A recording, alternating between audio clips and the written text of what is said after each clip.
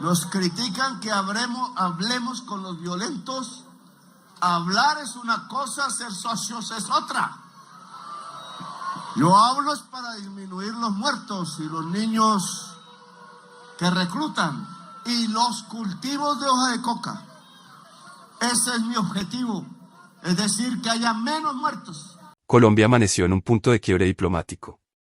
En pleno estallido internacional por la captura de Nicolás Maduro, Gustavo Petro y Donald Trump sostuvieron su primera conversación directa, un diálogo inesperado que no nació de la diplomacia, sino del choque, la presión y el miedo a que la confrontación escalara más allá de las palabras. Lo que debía ser un discurso rutinario terminó convirtiéndose en una confesión pública, un presidente que admite haber improvisado sobre la marcha, que reconoce haber entrado en una guerra verbal con Estados Unidos, y que ahora, frente al riesgo real de una crisis hemisférica, intenta reconstruir los puentes que él mismo dejó caer. El país presenció en vivo el retrato de un gobierno acorralado, sin claridad estratégica.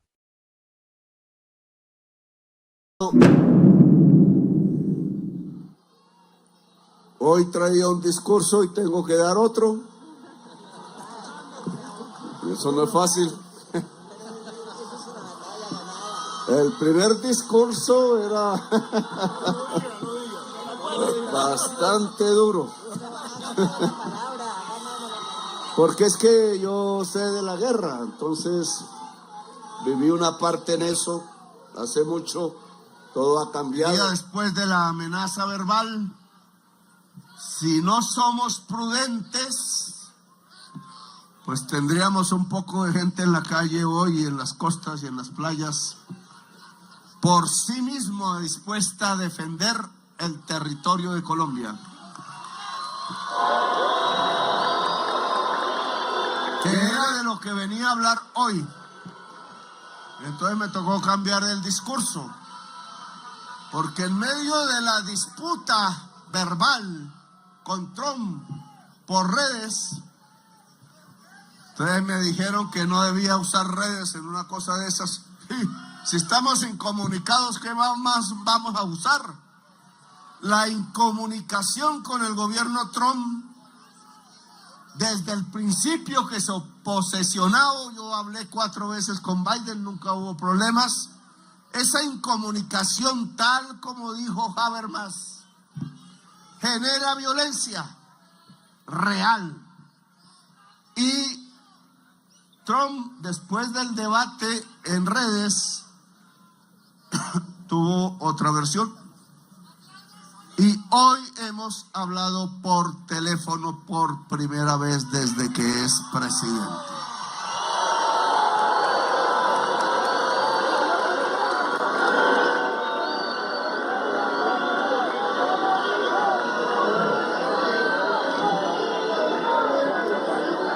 Entonces, obviamente yo tenía ahí mi inquietud, me demoré en llegar aquí, porque solo antes de llegar aquí se terminó la llamada, eso duró como 1 hora o más.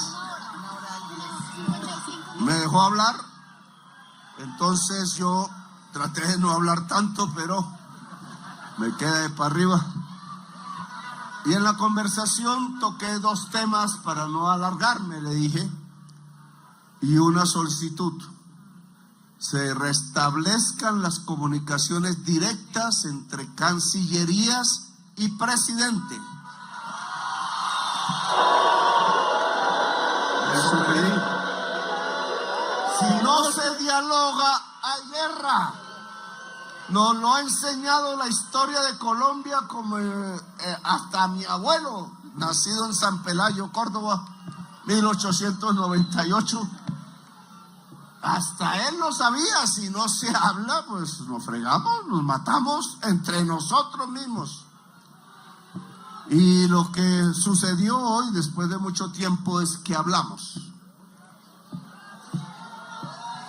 Y restablecí comunicación por primera vez.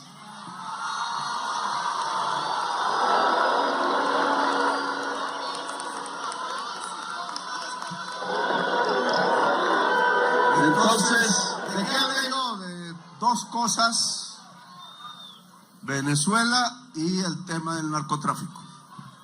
Le tuve que lanzar las cifras, pocas, las mismas que he repetido aquí, ¿por qué se me sindica si yo llevo 20 años arriesgando mi vida luchando contra traquetos de alto poder y políticos aliados de ellos? Y le dije, muchos de los políticos que han llegado aquí al estado de la Florida y Washington tienen relaciones con el narcotráfico.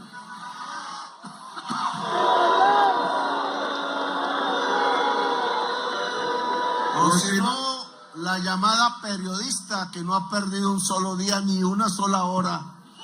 Yo a veces pienso mal en atajarme por todo y echar mentiras todo el tiempo.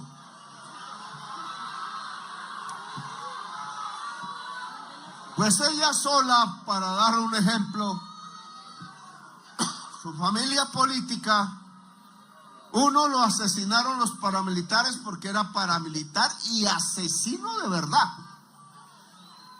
Lucas Géneco mató Jorge Géneco. Oye, tiene que avisarme porque yo lo denuncié, me puso demanda por calumnia, perdió la demanda, estaba preso y condenado a 26 años. Pero como en el caso de ellos y no de nuestros ministros, que sí son asesinos, estaba en la casa. Y el hermano de él, este era el hermano de él, que es, hay Jorge y Lucas, ojo. Lucas lo enterraron los mismos paramilitares, solo dejaron la cabeza encima y lo dejaron morir así. Y era el socio del señor Jorge 40.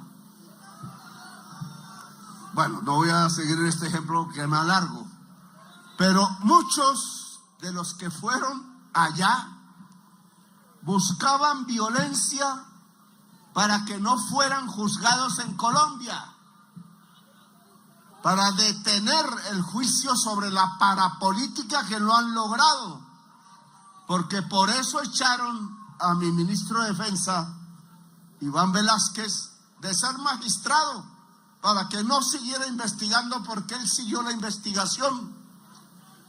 Y entonces lo que tenemos hoy es impunidad. Nos investigan es a nosotros.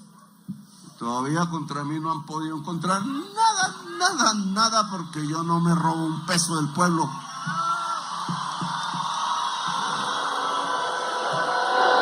He sido ingenuo un poco y por eso me pongo este símbolo.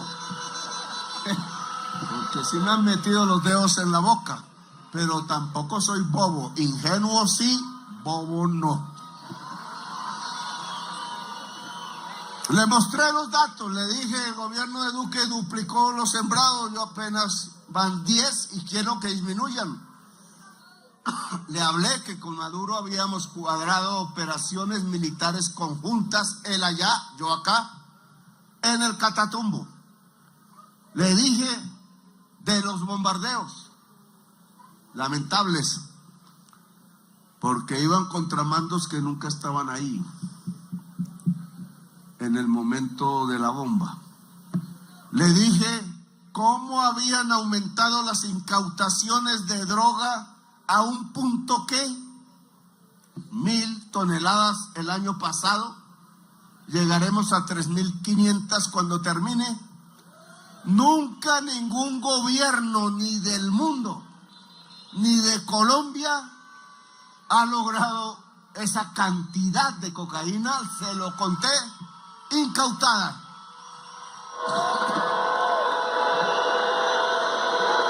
Le dije que 700 traquetos, capos, algunos fueron extraditados con mi firma, incluido el hermano de Piedad Córdoba, que no dudé en firmarlo. Ahora él quiere ser testigo allá de Rabia, para ver si baja pena. Nunca lo conocí, casi me pone una trampa en el Hotel Tequendama que alcancé a intuir. Bien. Hablé de los resultados, le dije lo más importante. La sustitución de cultivos voluntaria da más éxito y por eso detuvimos el crecimiento de cultivos que la sustitución forzada con glifosato. O a pie, en eso ya hay heridos y muertos, 400 heridos de nuestra fuerza pública. Más heridos que con los drones, más heridos que en el combate directo. No podemos seguir haciendo eso. Nosotros perdemos la sangre y se expanden los cultivos. Eso se llama tontería y ceguera. Y le digo cómo iba avanzando ya 30.000 hectáreas. La tasa de crecimiento de la incautación cada año, matemáticas, la tasa es superior a la tasa de crecimiento de hoja de coca, que está siendo 0. ¿Y eso qué significa? Que de la cocaína que ellos sacan, cada vez cogemos e incautamos nosotros. La inmensa mayoría de eso va para Europa, Australia y Estados Unidos. Es decir, que le hemos puesto un problema grave. Claro, eso no se acabará si no cambia el consumo allá. Y eso no acabará si nosotros no hacemos progresar los territorios de hoy, donde se cultiva de hoja de coca, y esa ha sido mi estrategia. Y después le hablé de Venezuela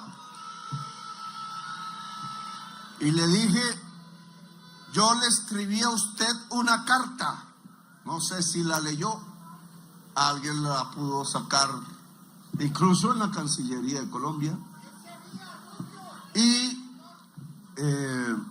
esa carta dice, podemos hacer una alianza, sí, se la dije personalmente a Biden, claro, hay una oportunidad inmensa, el mundo, la humanidad, la vida, necesitan que dejemos de consumir petróleo, carbón y gas.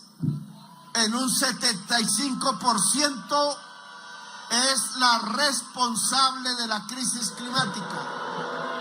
¿Cuál fue la respuesta de Trump? Pásamelo porque ya él acaba de escribirla. Y entonces he ahí el objetivo de estas manifestaciones, porque se las quiero comentar. Dice Trump, ¿dónde? Dice Trump, ojo, claro, palabras tienen que ser seguidas de acciones. Fue un gran honor hablar con el presidente de Colombia, Gustavo Petro.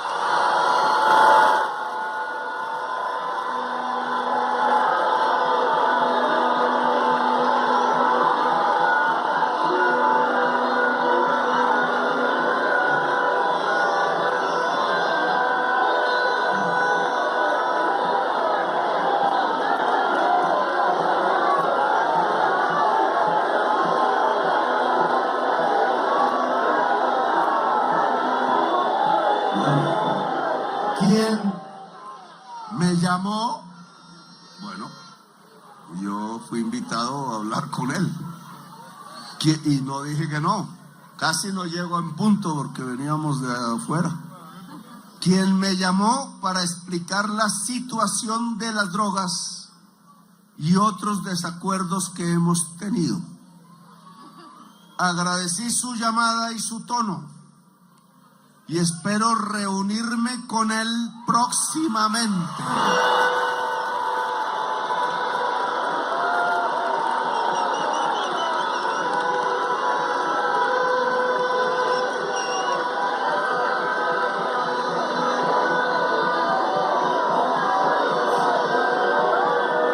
El secretario de Estado, Marco Rubio, y el ministro de Relaciones, la ministra de Relaciones Exteriores de Colombia, están realizando los arreglos necesarios. Canciller, le toca ir a Estados Unidos.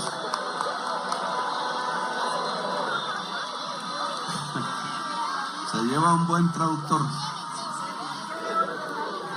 Sí. La reunión tendrá lugar en la Casa Blanca, en Washington, D.C.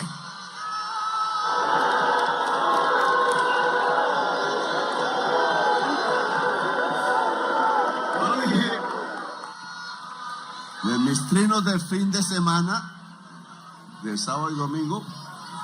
Algunos me tocó a las 2 de la mañana precisamente por el barco. Y lecciones si esto se vuelve realidad. Uno, dialogar es fundamental directamente. Siempre nos critican que hablemos con los violentos. Hablar es una cosa, ser socios es otra. Yo hablo es para disminuir los muertos y los niños que reclutan y los cultivos de hoja de coca. Ese es mi objetivo, es decir, que haya menos muertos.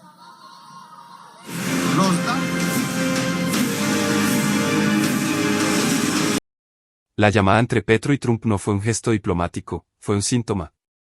Un síntoma de un presidente que, tras semanas de tensión, revela que Colombia estuvo más cerca del conflicto de lo que muchos imaginaban. Un síntoma de improvisación, de incertidumbre y de un liderazgo que parece reaccionar más a la presión internacional que a una estrategia nacional coherente. Petro presentó la conversación como un triunfo, pero lo que quedó sobre la mesa es inquietante, la fragilidad de las relaciones bilaterales. La dependencia de Colombia frente al poder estadounidense. La falta de una voz unificada en medio de una crisis que involucra a Venezuela, narcotráfico y tensiones militares. Y ahora el país se pregunta, ¿fue esta llamada al inicio de una desescalada real, o simplemente un respiro momentáneo antes de que la confrontación vuelva a encenderse? ¿Está Petro controlando la crisis, o apenas tratando de sobrevivir a ella? La región observa. Washington observa. ¿Y Colombia, atrapada entre dos liderazgos impredecibles, espera que la próxima conversación no llegue demasiado tarde?